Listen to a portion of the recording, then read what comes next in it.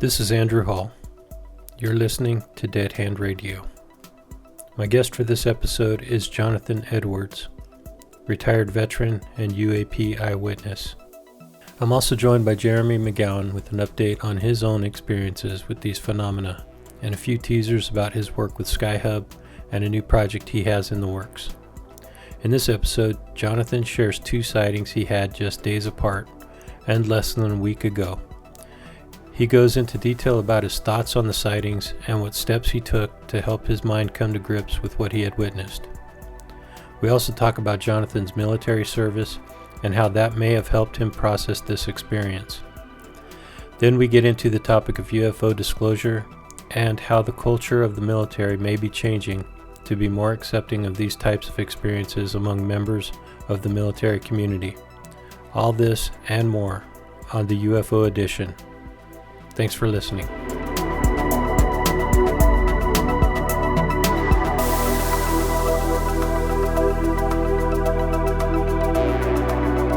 All right, well, welcome to Dead Hand Radio, Jonathan and Jeremy. Jeremy's a returning guest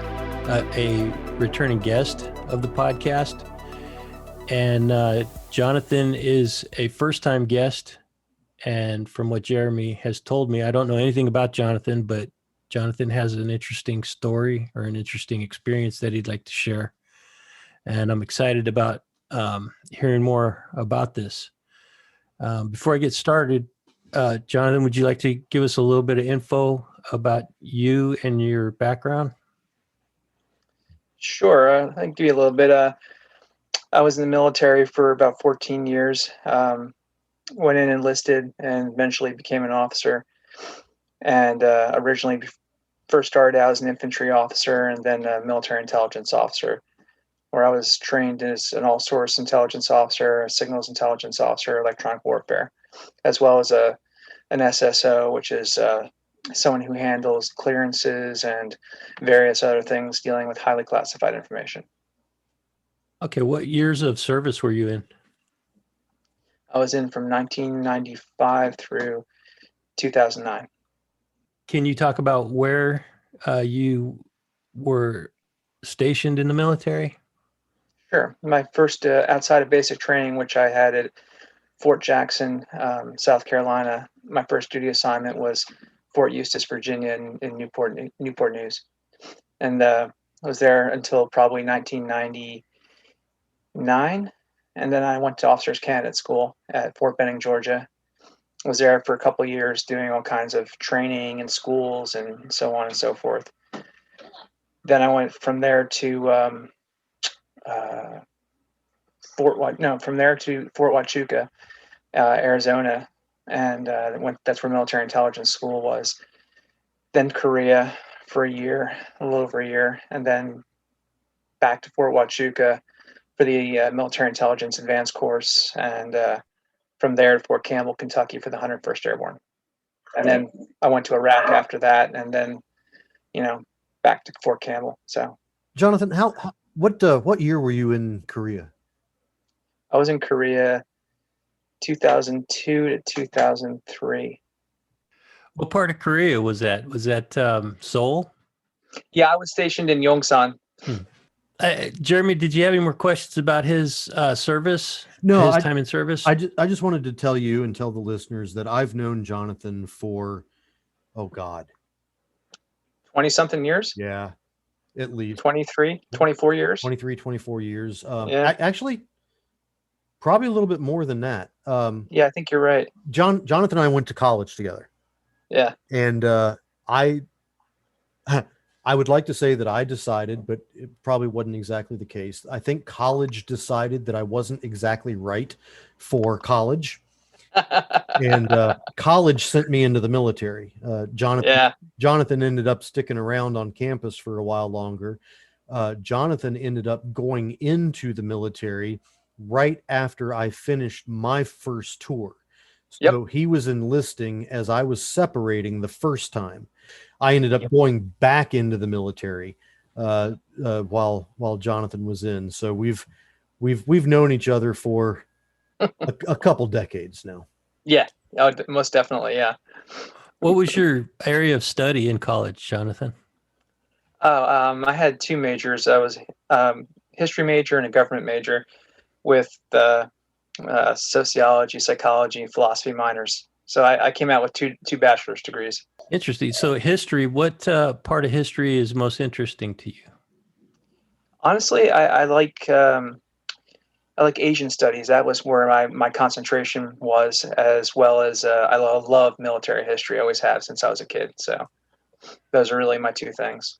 I don't know a lot about you or about your experiences, so I'm going to kind of let you lead the next segment and just take me into the uh, the time and the place as much as you can tell me, and share your experience with us. Okay. Well, I believe it's this last weekend, Saturday, I believe. Sometimes days kind of go for me, so just bear with me, you know. But yeah, I believe it was Saturday evening, about 5:30 ish. I was out on my deck with my dog and my wife, and I was looking at the moon because it was a beautiful, beautiful full moon. I was going to take some pictures of it. Had my camera out there and my other camera as well, my 35 millimeter camera.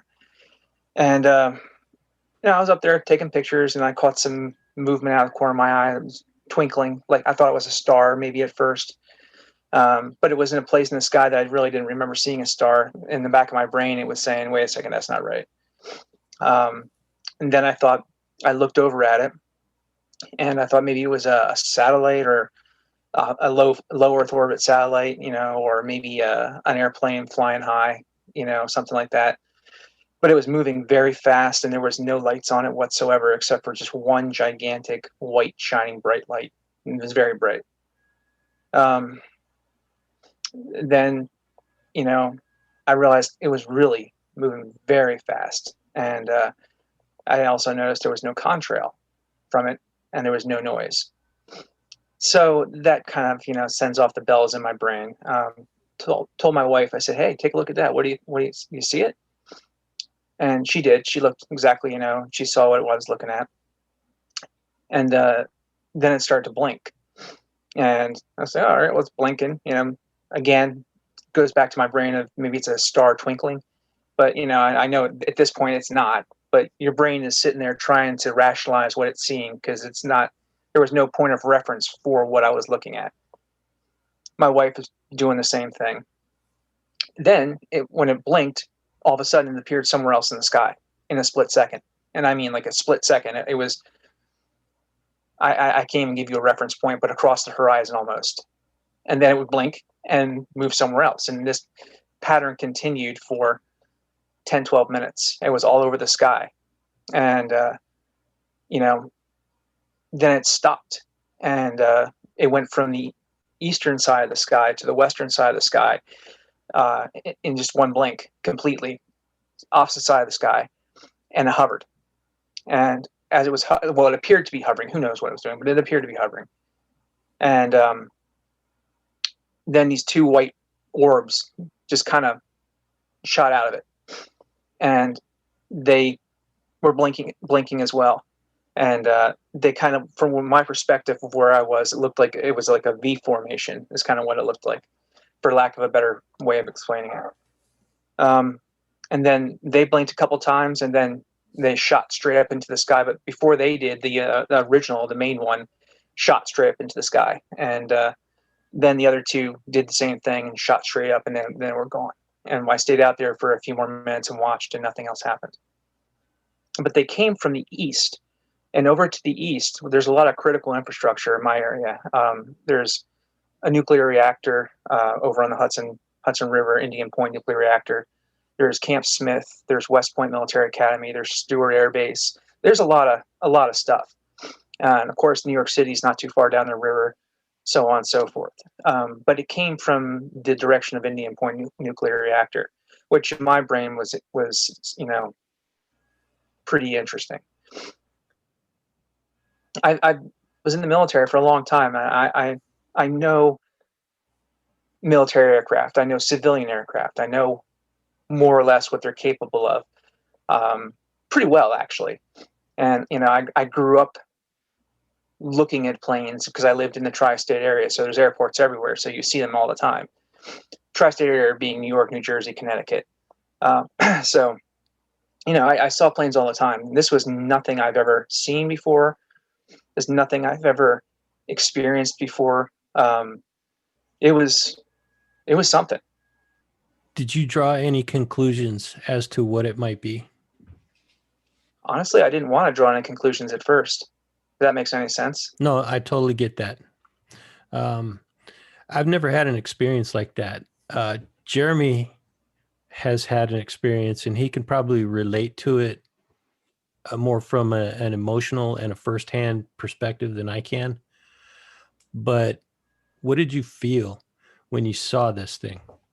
My wife tells me constantly that I don't express emotion very much. Don't show emotion, excitement, a lot of things. I'm a pretty even keel guy, temper wise, as well as just in general, emotion wise.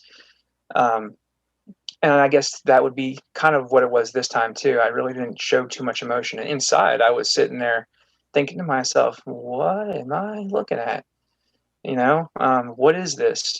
My rational brain is saying, okay, well, it's probably X, Y, and Z. My military mind is wargaming 1,000 things it could be, and where it's coming from, what it's doing, why is it here, so on and so forth. Mainly, it's something terrestrial. It could be us testing something. That's what was in the forefront of my brain. It's probably us. We're probably testing something. I'm probably seeing something I'm really not supposed to see, but okay, got it. That's the way it is. What am I going to do with it? Nothing. Who would listen to me? Who would believe me? That's what's going through my mind. And then of course my brain is saying, okay, critical infrastructure. We're near the things I just talked about. And okay, then I'm thinking to myself, okay, well, why was it coming from that direction? What was it doing there? What was it doing when it stopped? What was it doing when it was hovering? What was it doing when it was moving from place to place, either hypersonically or I don't know. I don't have words for what it was doing. I just don't. Well, you don't have words for why it was doing it. You can certainly describe There's what that it too. was doing. Yeah. Yeah, exactly. And like I said, I'm a pretty reasonable guy. I'm a pretty level-headed guy. Been around for a while, done a lot of things. But even people who have witnessed something that they don't understand, it usually leaves them feeling confused. Yeah, I'll go with that. I'll go with it. It left me a little confused for a little bit there. I like to know what I saw. There's a lot of questions I have. I would love answers to, which I'm sure I'll never get. And I'm good with that. I'm good with that. But like I said, almost 14 years in the military and doing a lot of classified stuff. I get it. I do. And I'm fine. But yeah, that was something. I mean, I've seen some weird stuff in my time in the military and outside the military, and and I'm used to a lot of things, but that was outside my comfort zone. Yeah. That's understandable. I saw Starlink the other night, and we went out to Area 51 just to see if we could see anything. Didn't see anything spectacular except the moonrise. That was incredible. It's gorgeous, wasn't it? Yeah. It was 2 nights ago. It wasn't a full moon, but seeing Not the quite, moon yeah. come over that ridge, man, it was incredible.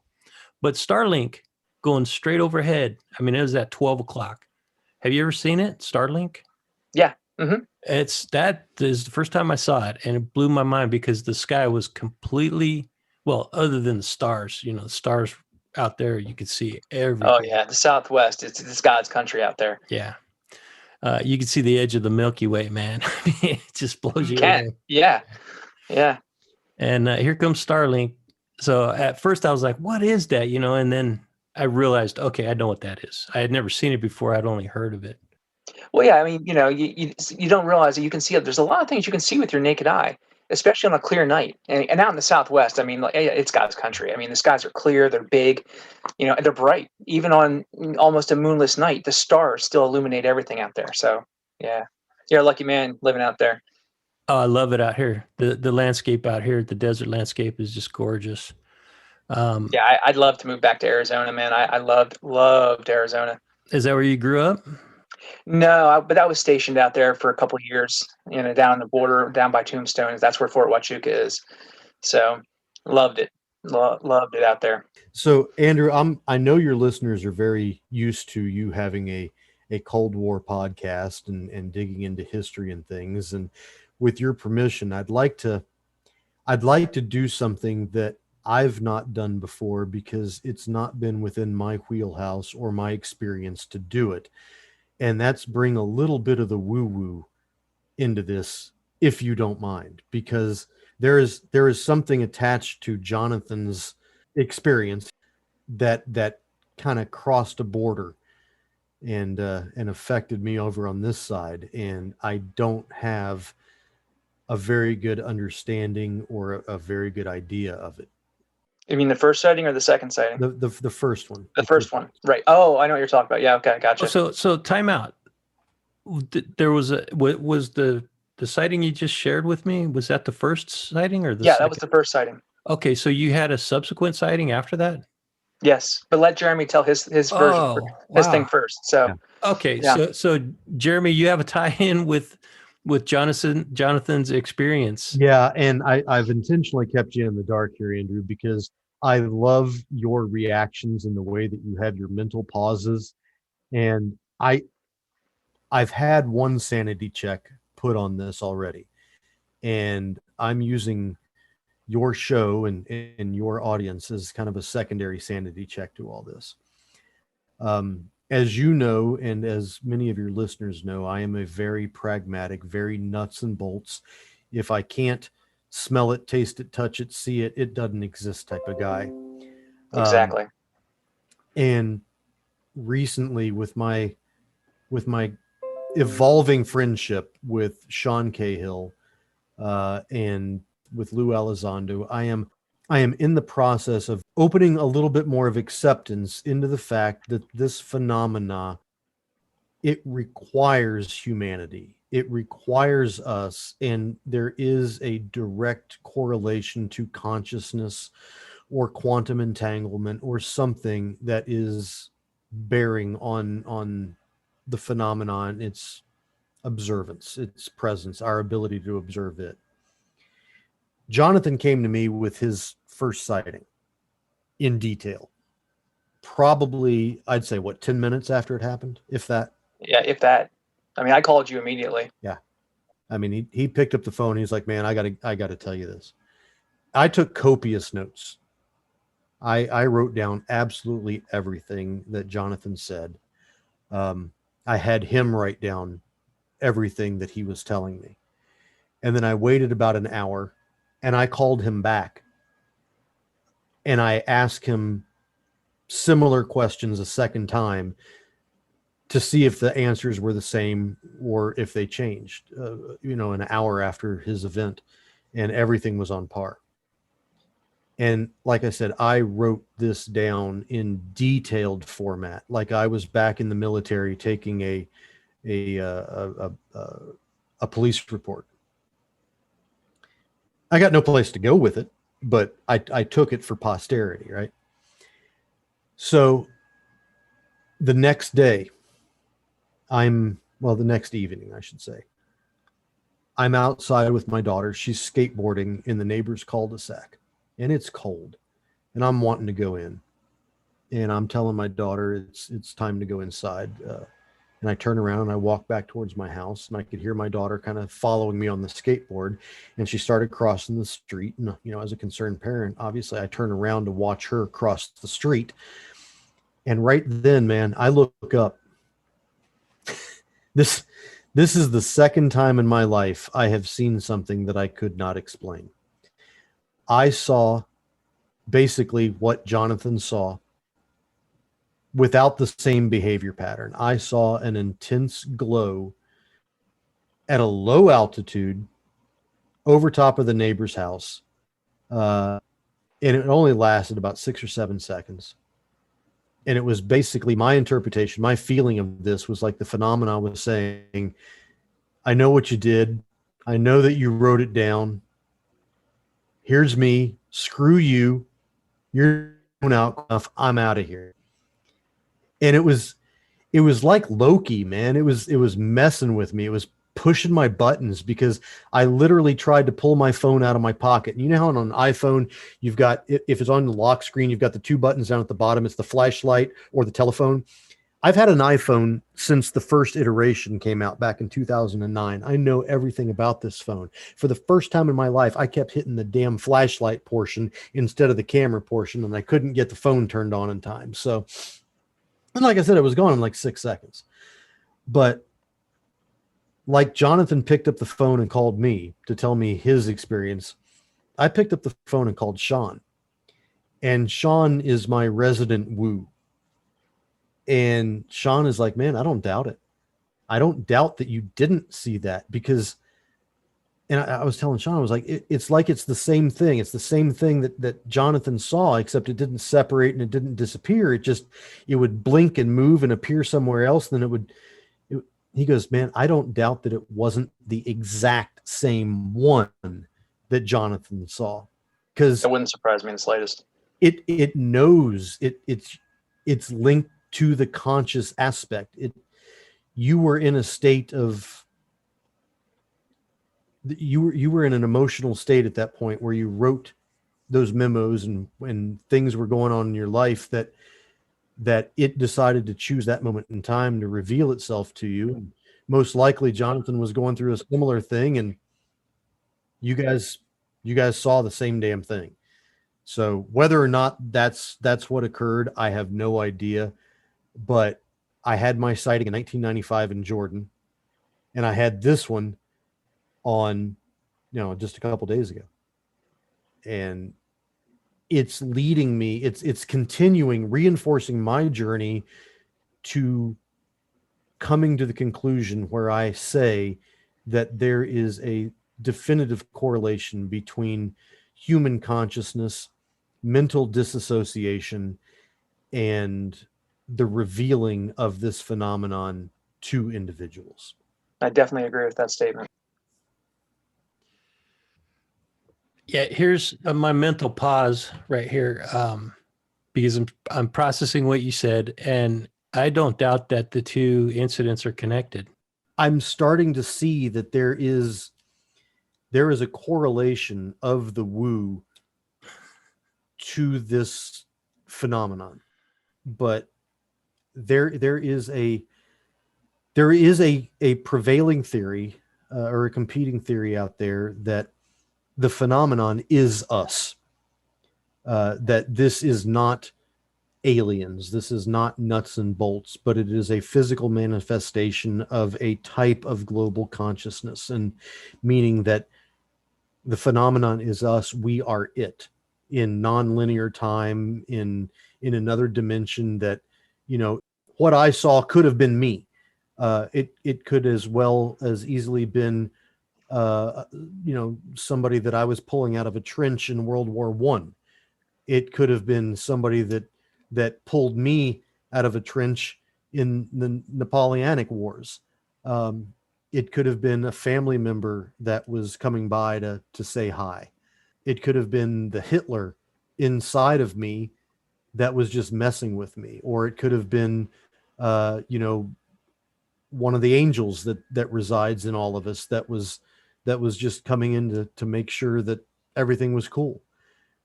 Because as Sean says, there's a Hitler and there's a Jesus in each one of us, and it's up to us to choose which one to let out at which time. It's still elusive. It's still way down in that tunnel. But I'm starting to see that there is a definitive correlation between mental states of observers and what is being observed. I'll tell you straight up that the 12 hours before I saw that, right after Jonathan saw his, my world just about collapsed on me. And, it was while I'm sitting there watching my daughter skateboard in that cul-de-sac. I'm pretending to watch my daughter skateboard in the cul-de-sac, but I'm not really there. I'm somewhere totally different. I'm there in my body. My mind is not inhabiting my skull. So maybe Sean is absolutely right that when we learn to disassociate, and maybe the CE5 guy is saying that, they go through the meditative states and change their vibrational existence. It sounds, well, for lack of a better word, it sounds like absolute horse crap, but the end result is the same. I was not inside of me watching my daughter skateboard. I was somewhere completely different, trying to figure out how to save my world. And that's when I see what I saw. Well, I'd like to throw it back over to Jonathan and ask, when you had your first sighting, were you going through any kind of similar emotional period in your life, something akin to what Jeremy was just describing? Definitely was. I'd rather not talk about what it was, but yeah, I was definitely having a lot going on. There's no question. Thank you for answering that, and because that does lend a little bit more credence to what he was saying, and that's a theory that I've heard previously, Jeremy. So yeah, that is a very interesting idea and a different perspective than what is typically presented publicly about this whole phenomenon. It is so much easier for me, and I don't want to speak for your audience members. I don't want to speak for you or Jonathan, but it is so much easier for me to look up in the sky, imagine seeing something that I cannot explain, and attributing it to being a civilization 20,000 light years away that has developed interstellar travel, than to think that that is a manifestation caused by a conscious disassociation between mind and body, but yet it is still physical in nature and can have physical effects on our reality. I can believe in the nuts and bolts, little green men a whole lot easier than I can believe in the conscious aspect of this. But I'm starting to be able to accept the notion of a type of conscious entanglement between the presentation of the phenomenon and the person. There certainly is something quantum about it. Or actually, I can't say certainly. I mean, in my mind, there appears to be something that acts quantum about it, because it affects everybody in a different way. It appears to everybody in different ways, and it leads to conclusions that, if these are species from other worlds or other dimensions, that there's multiple of them showing up. Until proven otherwise, it's as valid as anything else. Okay, that's a good way to put it. Valid. Yes, it's valid. Exactly. And there's so many. After the conversations that I've had with Sean, I've kind of adopted, if I'm going to accept an idea, the idea that I believe that I will accept, unless another one comes by that's better, is that what is happening, this phenomenon, there may be grays, there may be reptilians, there may be spider creatures, who the hell knows, but they're all us. The physical representation is the only difference, because it's the consciousness aspect of this, that we are all the same thing, that we're all linked. We are all linked. It's all the law of one. It all goes back to a single thing, a single being that somehow was fractured into potentially billions upon trillions of different individual conscious states that have all been manifested inside of different bodies, and that this universe that we're in is designed to both keep us apart, but at the same time give us a way to come back to that single state, in that it's our journey through this that determines, is our path back to being coalesced a long one and a hard one, or is it a short one, and how do we get there? So I'm going to back off of that for a little bit because that's a little outside my area of study. You and Sean certainly have had some interesting conversations I haven't been privy to. You've explained a little bit about that right now, which is fascinating. And I'd like to dig into that deeper with you. But I would like to give Jonathan an opportunity to jump in here and both tell us about the second experience and add any more to the conversation that you feel would be pertinent. Sure. All right. Well, the second sighting happened 2 nights later. So Monday. Sunday was an overcast, cloudy night. Couldn't really see anything. It was very, very overcast. So the Monday, I believe it was Monday. Anyway, whatever. It was a beautiful night out there, a clear night. Nothing in the sky. It was just a gorgeous night. So I went outside right about 5:30. It was about the same time it happened the first night. The interesting thing about this, though, is I was sitting in the living room with my wife, and all of a sudden I just got up and said, I'm going outside. She said, well, what are you doing? And I was grabbing my slippers. And I said, I'm going outside. And I just grabbed my phone, walked outside. Dog followed me, walked out, and just looked up right in the exact same spot in the sky the other night. Didn't even realize I was doing it. The second I did that, I saw something. It was just immediate. It wasn't as bright. It was a little dimmer. But the activity was the same, but it wasn't as,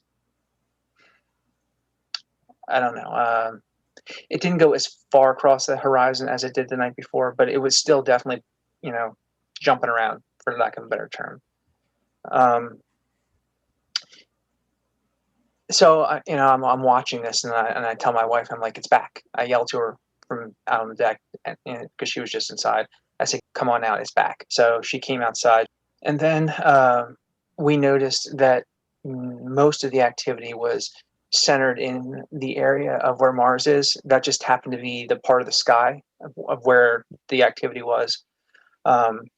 Still, it was almost a full moon. It wasn't quite a full moon, but it was just beyond it, whatever. I can't remember what the terms are. Regardless, there it is. It's doing its thing. It's bopping around, and it was moving just as fast and everything else. And I'm thinking to myself, maybe it's higher up. Maybe that's why it's a little dimmer. Maybe I can't see as much.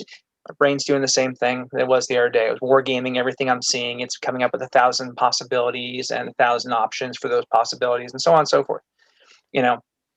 And then it just stopped. It just stopped completely, and the light went out. And then it was just dark, and there was like my wife and I watched for a second, and nothing happened. So she walked back in the house, and the dog stayed out there with me, and I continued to watch, and I'm glad I did. I saw for a split second, the only thing I can describe it to you as is a shimmer in the night sky. I can't describe it to you. It wasn't bright. It was just a shimmer. Something that shouldn't be there. It was just, I don't know. And then out of the corner of my eye, I see movement coming from a bunch of different directions. Turned out to be 5 objects, no lights, just completely dark. 5 objects just appeared out of nowhere and shot right at the shimmer and disappeared. And the only way I can describe that to you is because, it's relatively well lit night, but still it's dark out, and it's high up. These things appeared to be, I don't know. Geez, I can't even think of the words. Darker. They were darker than the night sky. It was a dark spot in a dark spot. Does that make sense? Yes. So that's the best way I can describe it to you. And they shot right up from all these different directions, right to where the shimmer was. And then that was it. It was over. And I still sat there feeling the same way. My rational brain, my civilian brain, is saying one thing, and my military brain is doing something completely different. My wife is excited and everything else. This is 2 nights in a row, and she's telling me that I'm not getting excited. or anything like that. And I tried to explain to her that, you know, and every military person who's listening to this show, or every law enforcement person will understand this. A lot of people will. When you're in the military and then you're not, or law enforcement and you're not, you have two minds. You have your military mind, and you have your civilian mind. And when you're off duty, the military mind is still going, but you're in off duty mode. Well, when you become a civilian, you realize that it's just two separate people. Bottom line. So I'm sitting there trying to war game in my brain, trying to figure out what it is that I saw and everything else. And again, you know, I thought of 1,000 things it could be. And same things go through my brain. And it's, you know, something that we have, or something that our country has. It could have been that too. That, you know, hell, we weren't aware. It was just in our AO, you know, or our airspace or whatever. So that's what I was thinking. But so that's what we saw. And then my wife and I went back inside, and first thing I did was call Jeremy when I was outside and it was happening. And I said, you know, texted him, called him. He didn't pick up because he was doing something. He had family things going on, I believe. And, you know, so I texted him, it's back, you know, and he got back to me almost immediately. And, you know, but there it is. So it was interesting. That was my second sighting. First of all, the shimmer that you saw, was there any shape to it, or? The best I can tell you, it was kind of an amorphous shape. So it's changing shapes as you're looking at it? Just kind of. I mean, maybe it was kind of an oval, maybe, but it was not, obviously, it was by no means a perfect oval. It was just kind of a shimmer that looked like an anomalous blob, like an amoeba, for lack of a better expression or term. Sorry. You know, just amoeba shape, I guess. And it just kind of shimmered. And, you know, that was it. There was a little shine to the shimmer, but not much. It was just a real quick, boom, that was it. The only thing that I can associate that shimmer and the shape that you described reminds me of the experience of one of the scientists that I read out at Skinwalker Ranch. And when he saw a portal open up in front of him, and there were several descriptions of it because it happened at several different times. But at one point, it opened up, and the person witnessing it was able to see what looked like another world on the other side of the portal. Oh, wow. Yeah. That's wild. I got to recommend I wish that I could book. tell you I saw another world. I didn't. And then the other time that it happened, there was, it opened up. It looked like the color of a sunset sky. Oh, wow. So in the middle of the sky where he was standing, this sunset amazing. colored thing opened up, and then some creature crawled out of it. Wow. So it sounds pretty far out there, but it does. But you know what? It's no more far out there than anything else that's out there, really. I mean, it's just ununderstood or unexplained phenomena at this point. We just don't have a point of reference to go there. This shimmer that you saw and the shape of it kind of ascribes itself to a portal, and then these 5 craft, as you called it, possibly craft or whatever. I called them craft, objects, craft.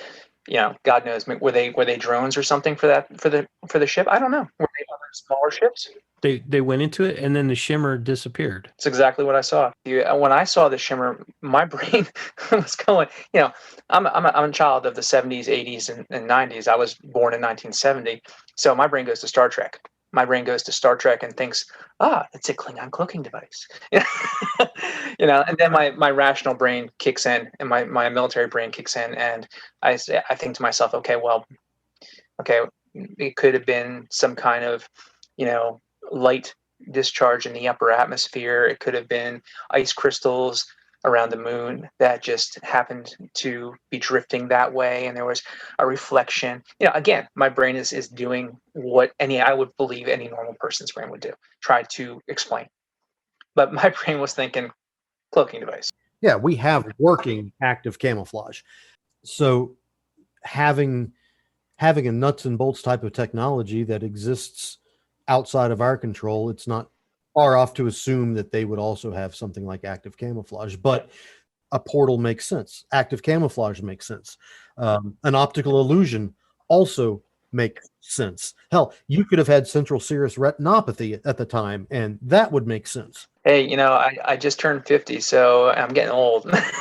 I'm there with you in 2 months, brother. Fascinating experience that you had. Now, did you write down the second experience in detail? Okay. Yeah, good. and I sent that to Jeremy as well. Yeah, okay. almost exactly what happened the first time on my side happened the second time.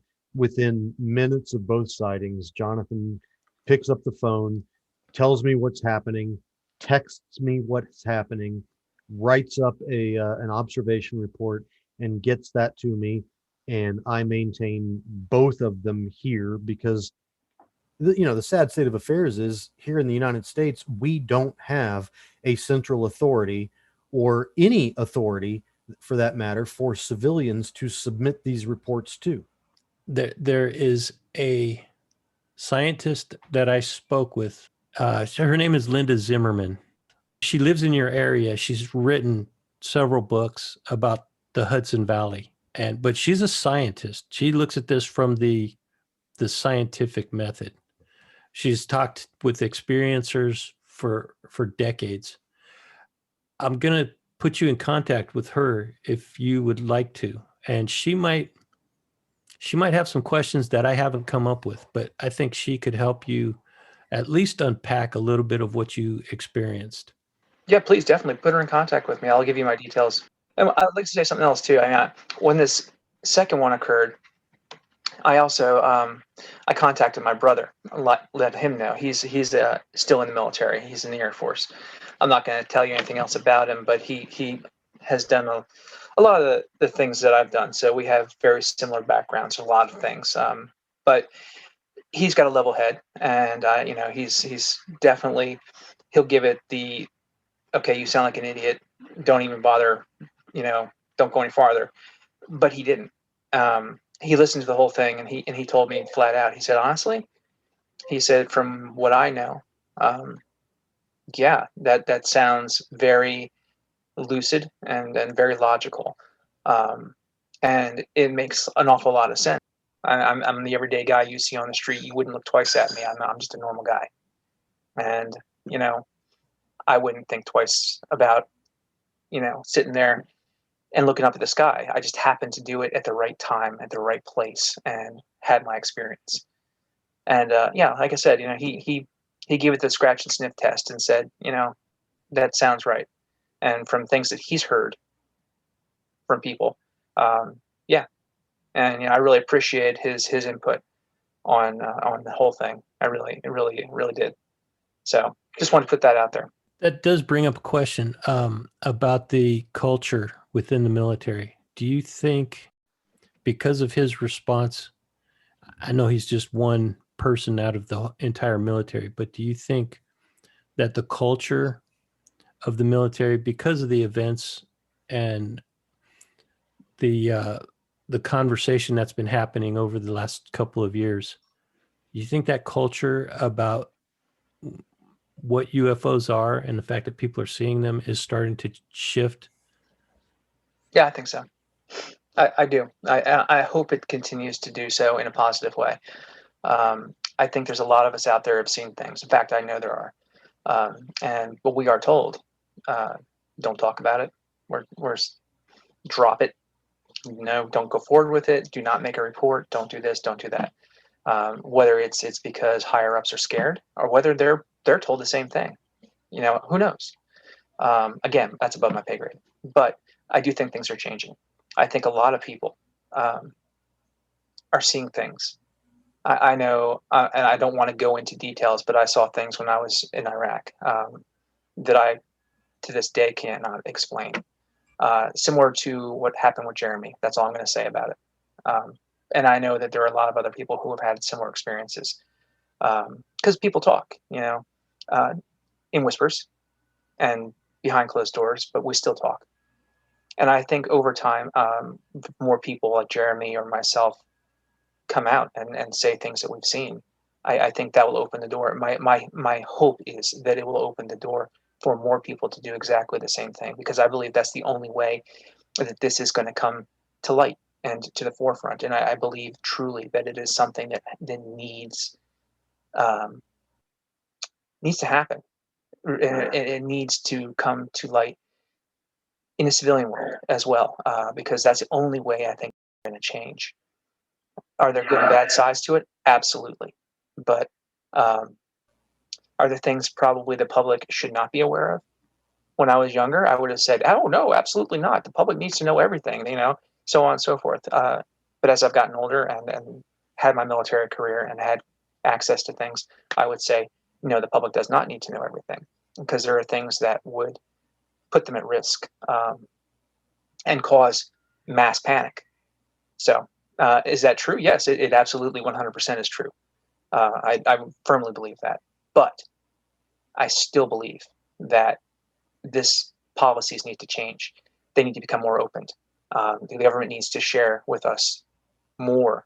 I'm not saying everything, but I believe that if they had a second pair of eyes, so to speak, helping them, it might make what seems to be an insurmountable task easier.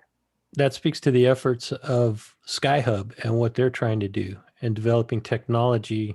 Yeah, I didn't know anything about that until just recently. Jeremy was sharing that with me. It sounds very interesting. It's something I definitely want to learn more about.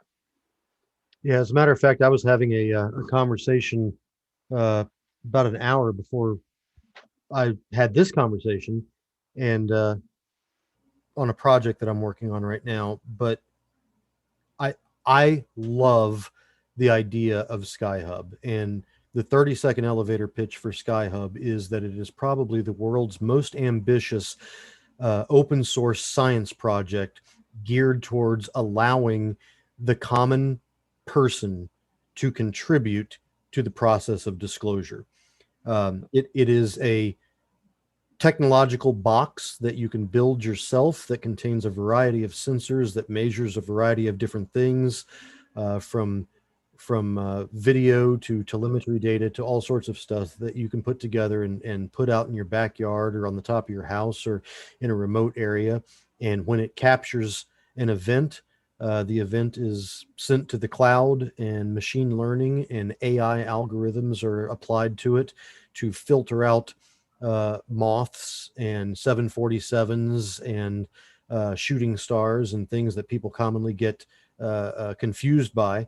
And it then spits out the fact that once all the knowns are accounted for and filtered out of the system, it gives you a list of the unknowns, the unidentifiables, and then the data is released to the scientific communities and academia for people to pore over and study and be able to look at and see if they can come to a determination. So SkyHub doesn't tell you what it is; it tells you what it isn't, and I think it's a wonderful thing. But going back to what Jonathan, I'm sorry, can I just interrupt real quick?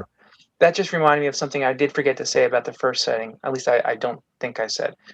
When I saw the object flying, I also saw an airplane, passenger jet or something like that, flying at approximately, well, I don't know, I'll call it 35,000 feet for whatever. It was up high, and you could see the lights, and you could see the form of the airplane. You could definitely see the contrail, and you could absolutely hear it. But the object was magnitudes higher than that was. So I just wanted to Jeremy saying that reminded me. It just yeah, and that's one of the things that SkyHub is going to be doing is it's going to be able to produce triangulations. It's going to be able to produce positional fixes and be able to tell you the altitude of objects in the second or third iteration of the SkyHub. But we cannot depend on government to provide us disclosure. The onus is on us. The onus is on the civilian world to go out and capture the data and find the information, because even if the government has knowledge of what's there, we don't have the mechanism in place in the government to be able to provide for that outlet. Like I was saying That's right. before. Well, Jeremy, you used to be the man. You used to be on the inside loop, as did I. When people say you're part of the system, you're the man, that was us. We absolutely were in that loop, absolutely part of the system.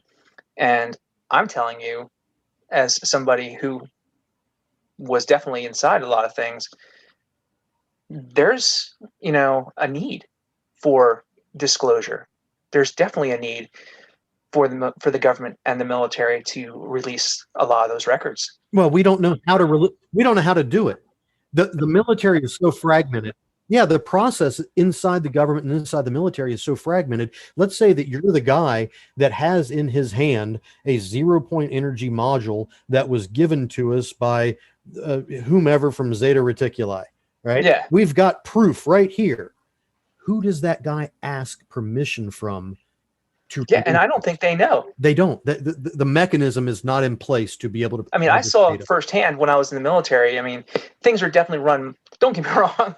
You're not, part of the system where it's that fragmented. But in the military and the government continues to run every day. It will continue to run tomorrow, and so on and so forth, even with all its issues and all its problems. But you're right. It is fragmented, and I don't think that people know who to go to get things released. And I think a lot of people higher up want to release things, but they don't know how. It seems like this humongous, insurmountable task. And I can tell you firsthand, when I was doing things for the military, there was so much paperwork. For a paperless army, there was so much paperwork. It was insurmountable. And then you get into the digital world, and there's so much digital stuff going on. It seems like, well, okay, I have to fill out Form A to get to Form B, and then Form B goes to Form 27 Alpha, and by the time you fill everything out, you forgot what you were doing and who you're supposed to talk to, and you probably forgot your own name and your mainlining coffee. So there you go. This is why I think that projects like SkyHub are so important, because we're never going to get it given to us. We can get it, but we got to go get it. We got to. Yeah, I think you have to have a finished product to be able to go walk into Congress with. Well, with that finished product. If a pilot of an FA-18 snaps a photograph, it's going to be classified. It's become a part of this information campaign, or it's going to find the bottom of a suitcase in a warehouse, and it'll never be released. But if I go out with my technology and I find it, I am not under those same restrictions. And you and Andrew and anybody else who goes out there and puts together a SkyHub or any type of informational gathering device, they can contribute themselves to disclosure and hasten this process faster than we can ever get it from this government or any government. The term that we're using to describe information coming from about these sightings, the information that we have about these sightings, I think the majority of people already accept that these things are real. I think the term disclosure is an antiquated term, and I think we need to throw it out and start using the term confirmation. I'll buy that, yeah. I disagree, because I think that we are living inside of our own echo chamber. And the people that we talk to on a daily basis primarily are the people that are thinking the same way or feeling the same way that we are. Because for example, Andrew, you don't bring onto your show a religious leader who completely disagrees with the idea of extraterrestrial existences. So the folks that we're talking to are the folks that are already of this mindset. But the guy across the street, 2 doors down, the professor of biology or whomever else, the people that don't have these experiences are not in this world. These are the people that the consensus is that they might have the panic episode when disclosure actually happens. There's 7 billion people, 8 billion people on this planet. I think we're a long, long way off from being able to say that the majority of people accept it. The more information that comes out of the government, the more confirmation we're going to have. I don't think that it's something that people are waiting on. I think like people like SkyHub and the people that are developing their own SkyHubs are going out there and collecting the evidence for themselves to find out not if these things exist, but what are these What things? are they? Yeah. And that's how I'm approaching it. I don't believe that we're ever going to get 100% confirmation from our government, especially if our government has known for a very long time. Because can you imagine the civil liability or the human liability if the government has had this technology, had access to this technology? Let's say it could have saved my grandfather from cancer. Let's say it could have protected the Amazonian rainforest from 75% depletion. Let's say it could have provided free energy and changed the scope of world economies, but they chose to use it Keep it for secret. a weapon system or keep it secret or not apply it. There is a liability on a global scale to humanity, and somebody's going to answer for that. And I don't think that they're going to come out and tell us this. And I don't even think that the process is going to come from the government or any government. I think the onus is on people like you and me to go out there and find this for ourselves and build our own scientific database that withstands scrutiny and prove it. Yeah, no, I agree with that 100%. I believe that it's going to come from exactly that. I don't believe the government will, as much as they may want to, and I do believe there's a lot of people out there who do, but like we were just discussing, they don't know how. And then there is that issue of, civil liability, as well as people freaking out and just losing their ever-loving minds. And nobody wants that. That doesn't serve a purpose to anybody. So The more evidence that is developed, collected, cataloged, scrutinized, and presented through the private sector to the public, and the more that the awareness is elevated by that process, the easier it is for the government to then chime in and show us what they've got. yeah, So absolutely. that's why it has to start with everybody. Everybody has to do their little part of going out there and documenting, collecting evidence, talking to other experiencers, other witnesses, and just getting the word out that this is really happening. It's something we don't understand, but through a collected effort or a collective effort, we may be able to come up with some answers. We may find what this thing is and why it's doing what it's doing. Well, and let me put it out there too that I'm sure you've heard the term 90-10. I know Jeremy has. He and I have, batted it back and forth between each other quite a bit. 90%, it's us. 10% or maybe 5% is unexplained. Maybe the other 5% of that is so highly classified that nobody even knows about it. So we'll put that there. But, again, it still goes back to we have a right to know. And we really, I think as the general public, a worldwide global public, we have a right to know. Are they all good? Probably not. They're probably just like us. Maybe the government would say, well, that's why we don't tell you things. It's for your own good. We don't want to panic you. So you want to go down that rabbit hole, that's fine. But the bottom line is that we do, as a people, we have a right to know what's going on, and I think it affects every single person on this planet.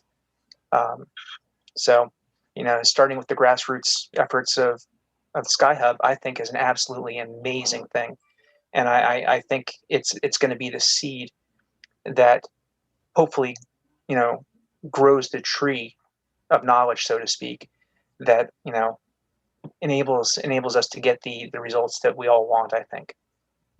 But yeah, that grassroots effort has to start with each person. Each person, like you said, it is our right to know, but it is also our responsibility, if we want to know, to go out there and find the answers for ourselves. And that means in a responsible way, I believe. in a responsible way. Absolutely. Yeah. There's a lot of nut jobs out there, man. So, you got, maybe can I say that?